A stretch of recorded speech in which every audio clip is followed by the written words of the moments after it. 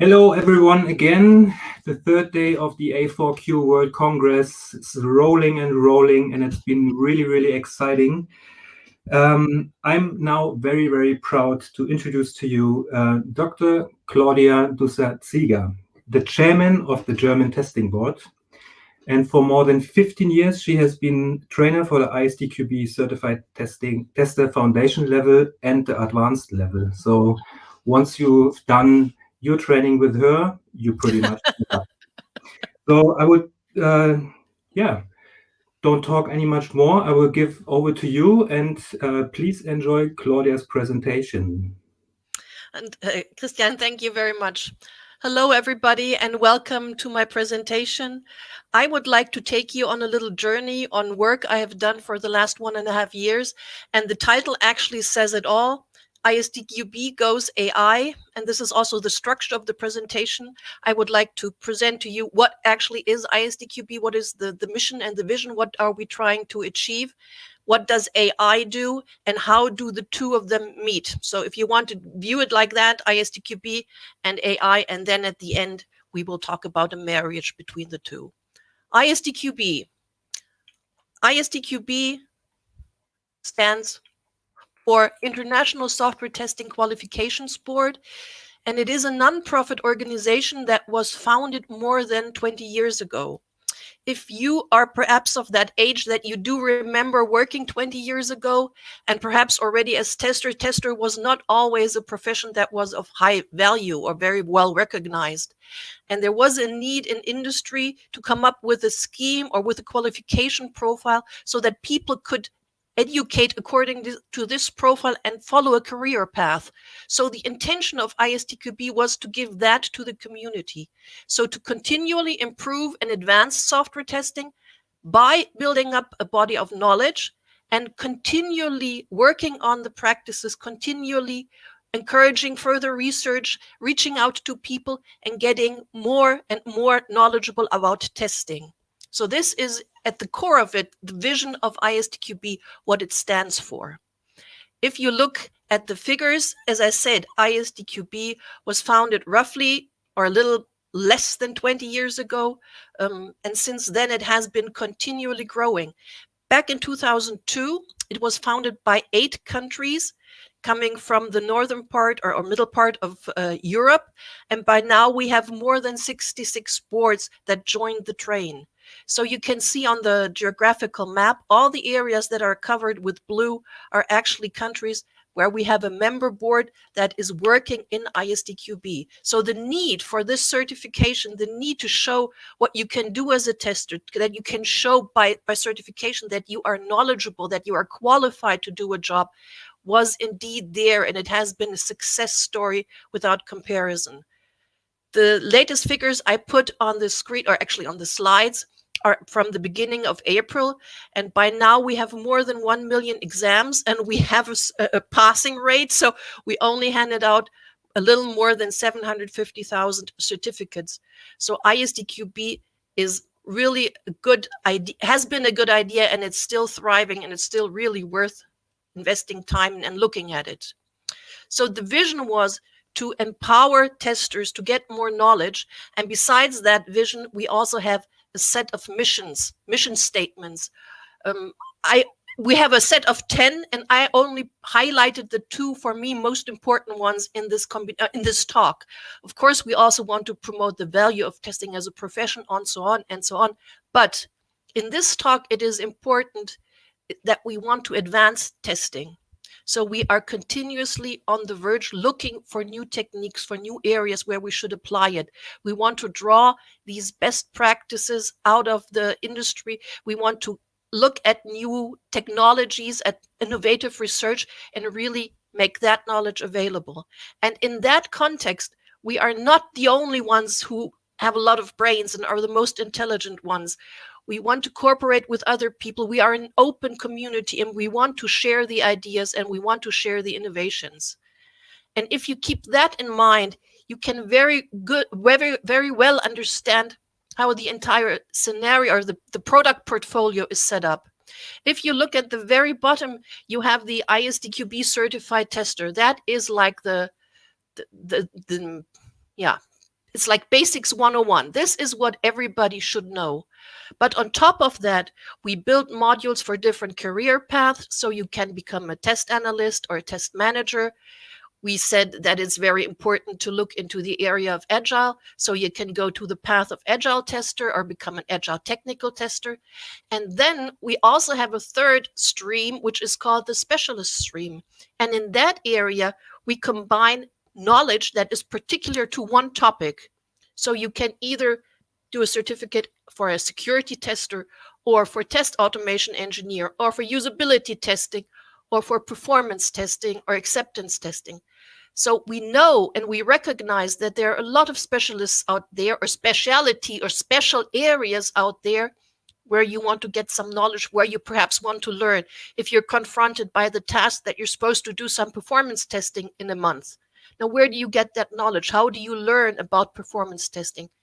Looking at that syllabi would be a way forward. And we are still open. We at ISTQB, we do surveys every now and then. And this is an extract out of the report we did in 2017 and 18, where we were asking for the testing practices that are around. And one of the questions was explicitly, what do you think? What will be the new technologies or subjects that are important for testing within the following 5 years? And here you can see, and I just copied the parts out above 15%. You can see topmost is security. And fortunately, we already have a security syllabus, security tester syllabus that is in there. But the second is actually artificial intelligence. So artificial intelligence is a topic that was deemed important by the people that answered the survey. And it is actually a topic that is very much hyped right now, that everybody is talking about it. Even looking at this brilliant conference, we have 5 presentations on AI alone. So AI is something that is really touching people and getting their interest. And this is actually what I also try to do here with my presentation. So ISTQB, an organization that is trying to foster the building of knowledge that is usable for testers in the different areas. So this is the first part. Now, when we come to the second part, that is AI.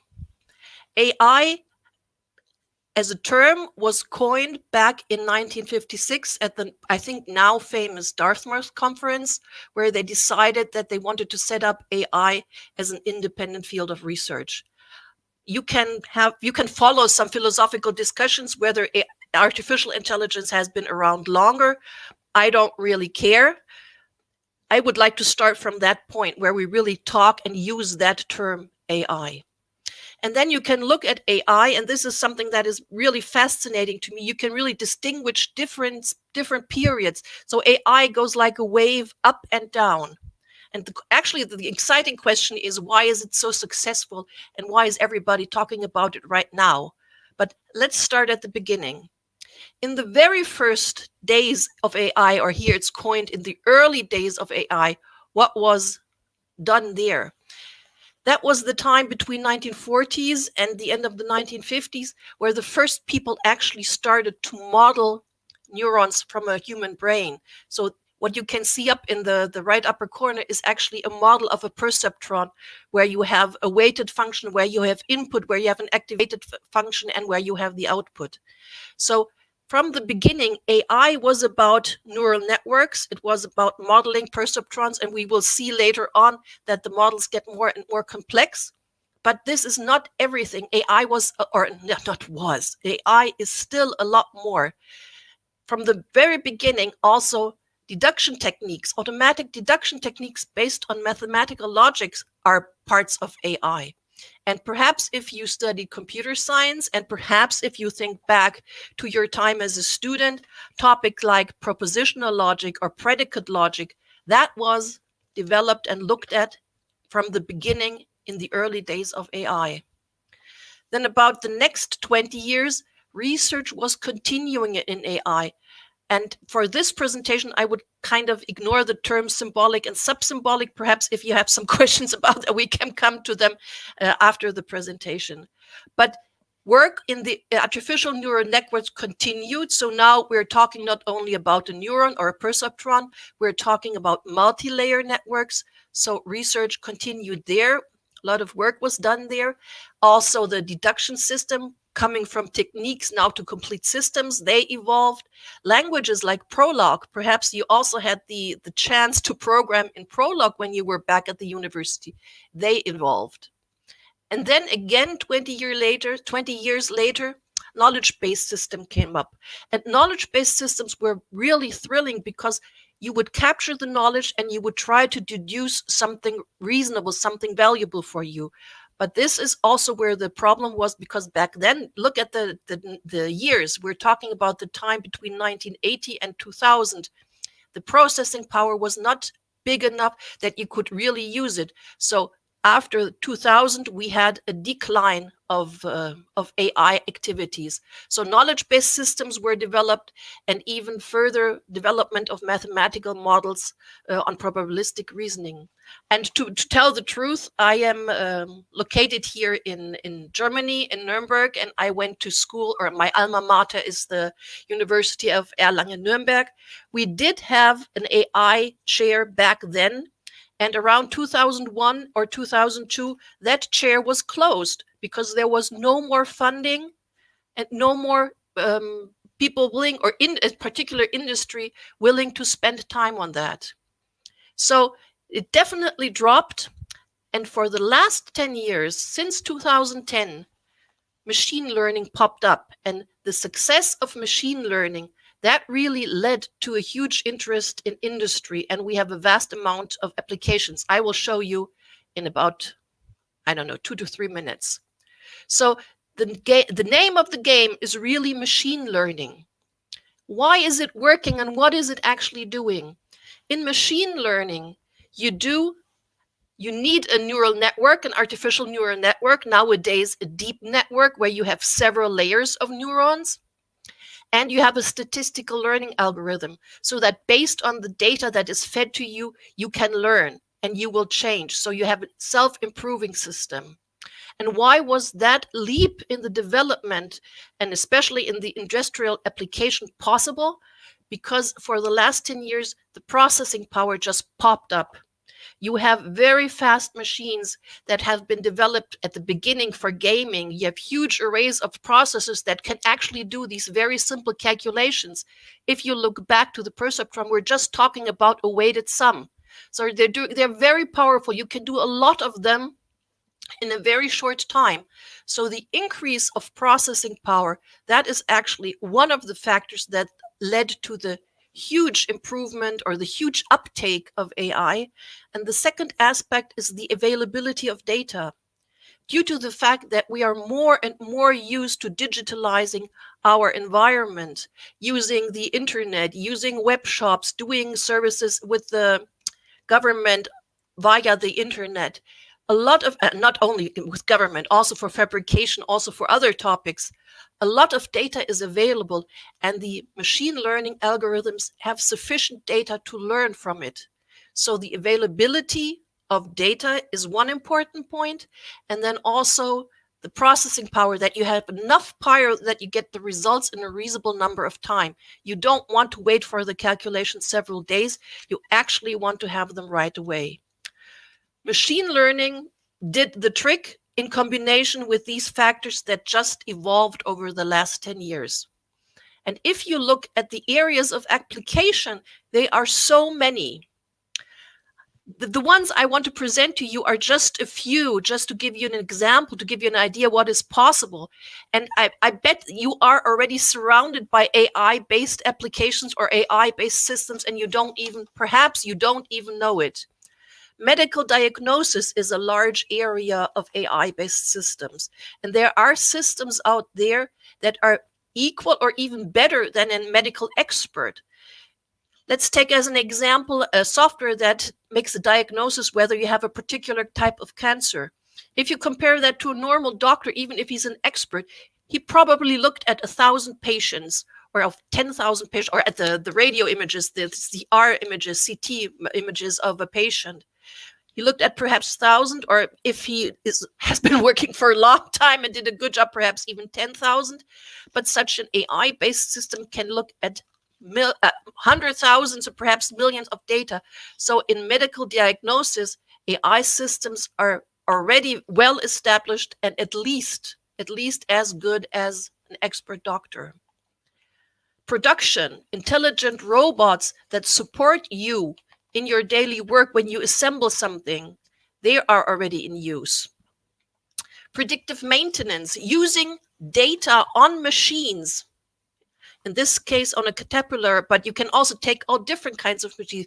If you have historical data from which the system can learn, they can make predictions into the future and tell you when you need to do maintenance. So predictive maintenance in the industry is a very hot topic right now. Autonomous driving. For the last 5 years, or perhaps, well, the research has been going on longer, but the autonomous system, the assistant cruise control, the assistant driving functions, they are continuously increasing. Right now, we're talking about the autonomous level 3 or 4, where the car is almost taking over the control of the where the AI system is almost taking over the control of the car. That has been around, and it is a large challenge. This morning we had a presentation on the challenges in testing autonomous driving, because it's, how do you do that? How do you simulate the environment?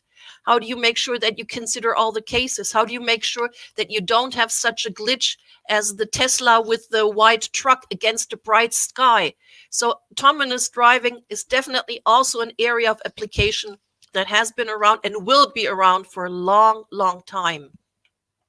Web shops, I don't think I need to say anything about web shops. Predictions based on your behavior, what you bought in the last couple of weeks and months, will be used by AI-based systems to offer you additional products for which they think you are likely to buy them.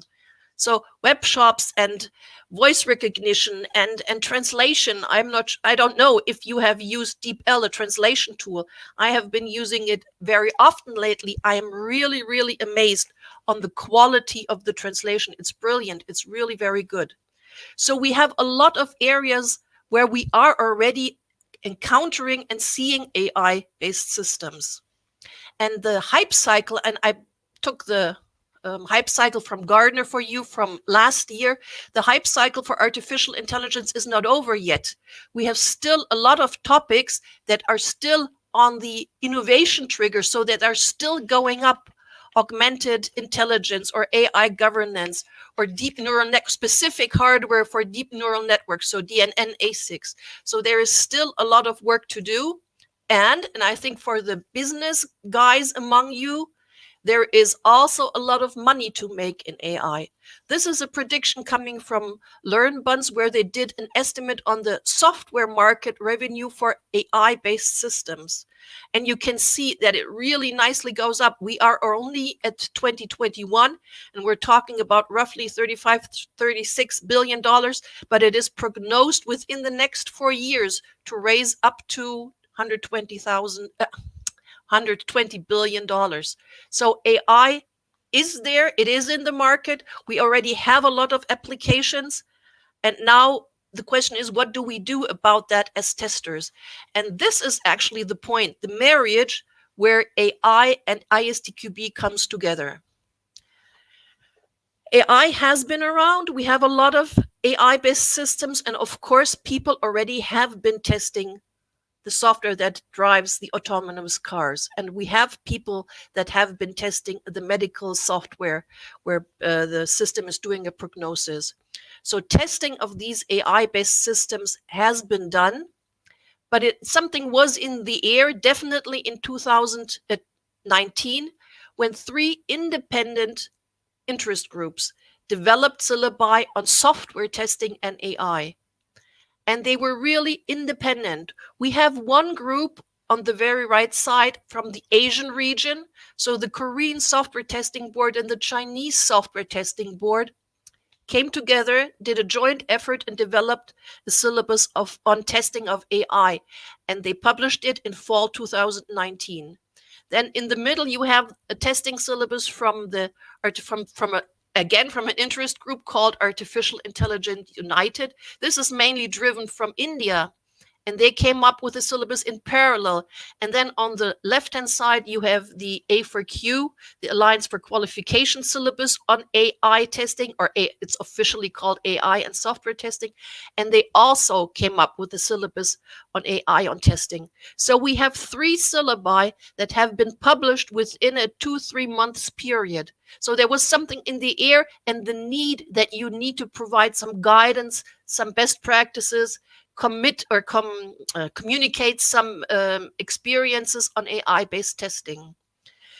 These 3 syllabus were brought to the attention of ISTQB when the Korean Software Testing Qualifications Board and the Chinese Software Testing Qualifications Board met at an ISTQB General Assembly, and that was also in fall of AI, that was actually in October, and said we would like this to become an ISTQB standard.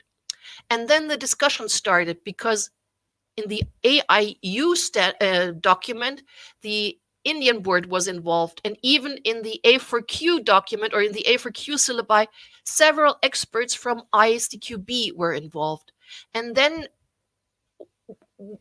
what should I say? We discussed it, and we came up, from my point of view, with a brilliant solution. It doesn't make sense to have 3 independent syllabi. We would like to combine them. We would like to work together, merge them, discuss and merge the 3 syllabi and bring them together and develop an ISTQB certified tester specialist on AI testing. This is actually the point where I come into play, because you can imagine having 3 different interest groups where experts put a lot of effort, a lot of hard blood in the syllabi, and getting them to talk, to discuss, to agree what we should keep, what we should remove, was quite a challenging task.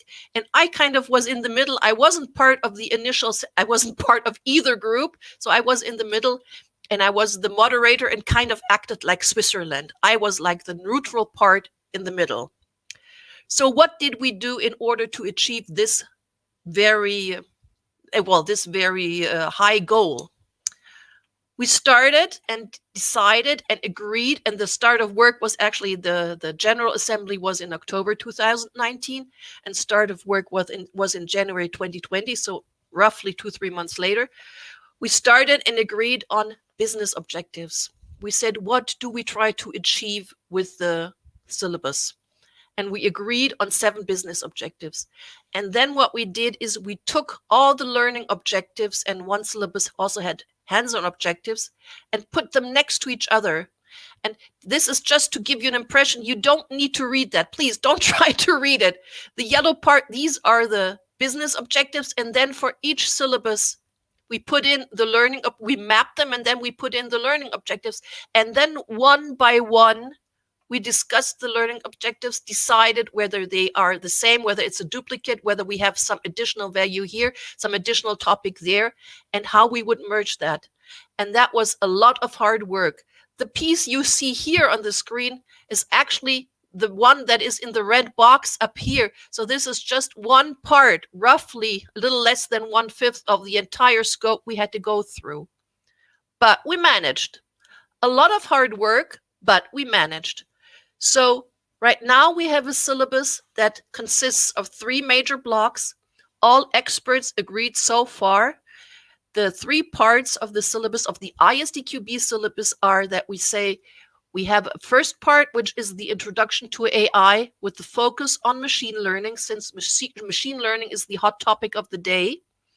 We have a part that deals with the testing of AI-based system.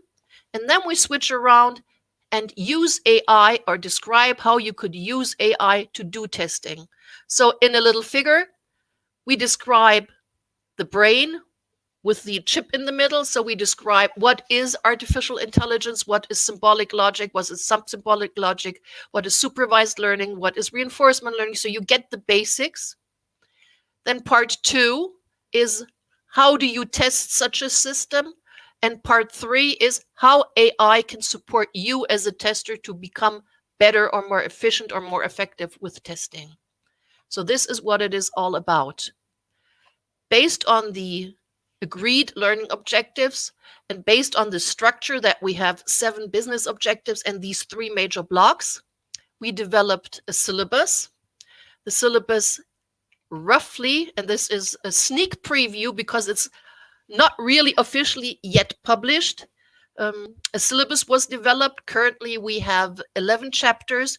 And here you can see what I just said. So introduction to AI and quality characteristics of AI.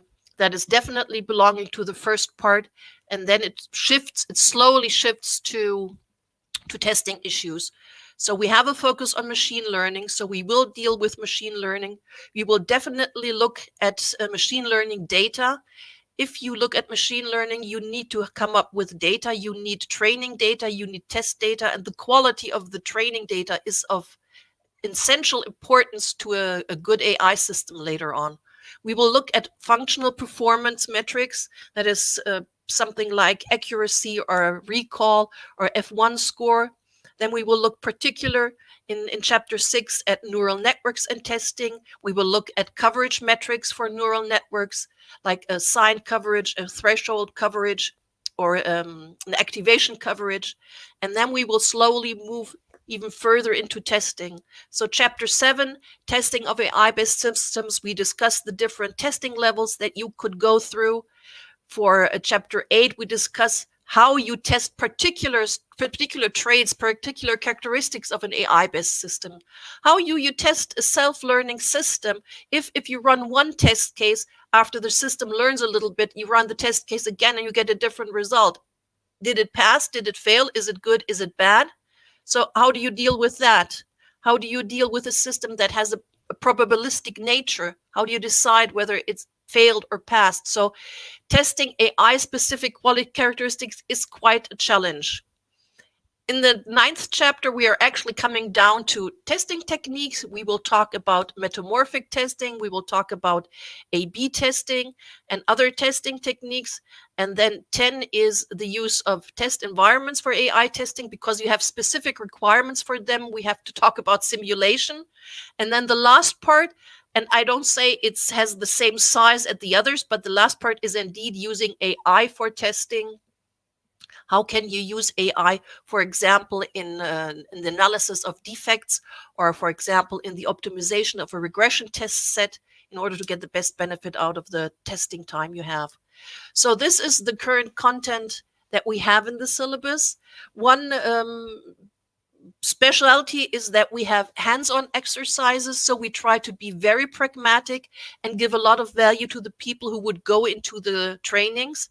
We enforce that you actually, as a participant, need to do some work on a machine learning system. So you get some experience how the data influences the results, how you can run the tests. So it's not a pen and paper and pencil exercise. We do have them too, but we really have some hands-on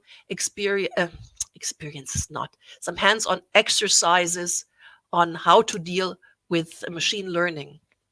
I think it's very, very thrilling. Where are we right now?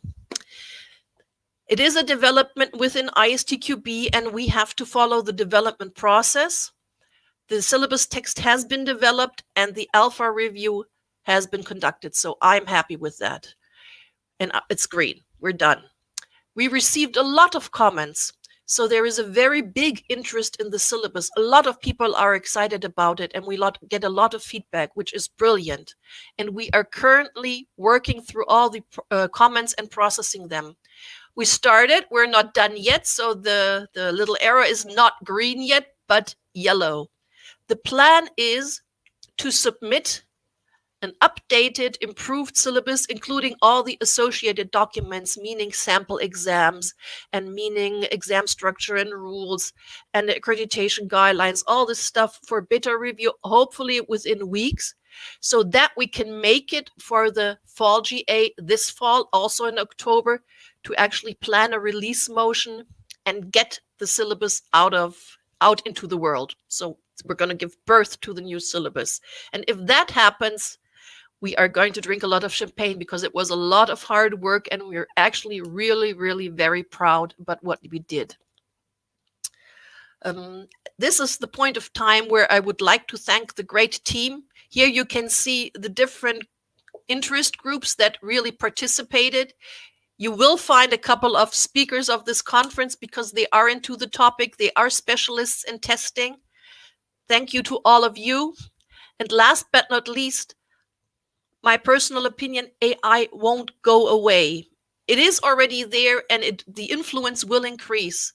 And I'm not really concerned about artificial AI, but we need to take care of it, and we shouldn't allow to have a decrease of human intelligence, but we should deal with it and just set the borderlines and give a restriction to what the artificial intelligence or the AI-based system should do.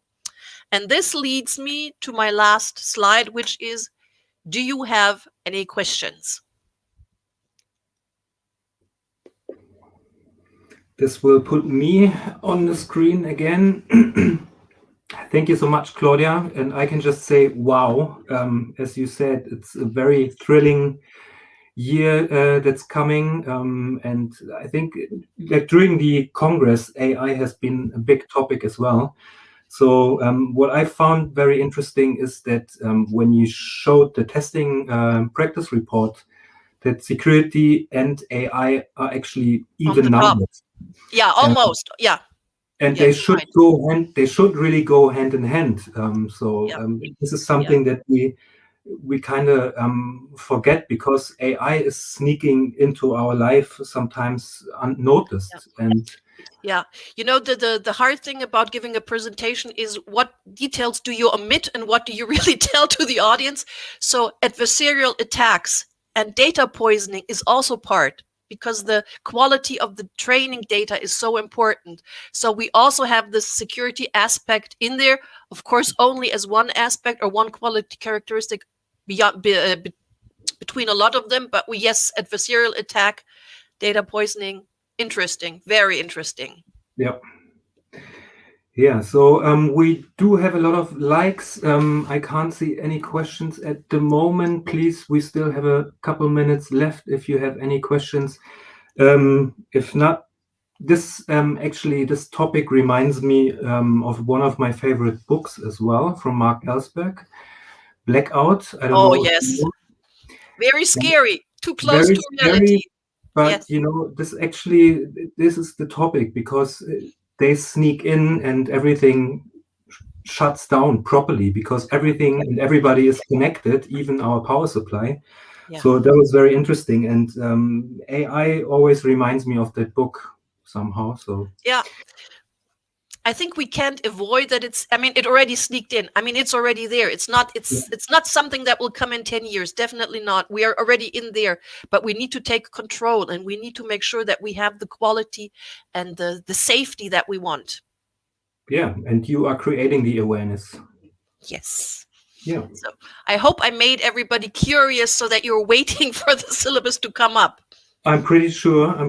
So for all of you out there, Klaudia will be in Gathertown. I shared the link for you. And yeah, I think if there's no questions for now, I will leave you to Gathertown and maybe meet some people, have a chat, answer some questions. And I can just say a huge thank you for taking time for the A4Q World Congress. And Christian, thank you very much for your nice moderation. Thank you. Yeah, here we have a comment. Thank you. Thank you. So yeah, I really enjoyed it. Then let's meet in Gathertown. Let's meet in Gathertown. Let's See you. meet in Thank you, Gathertown. Klaudia. See you. Everyone. Bye. Bye.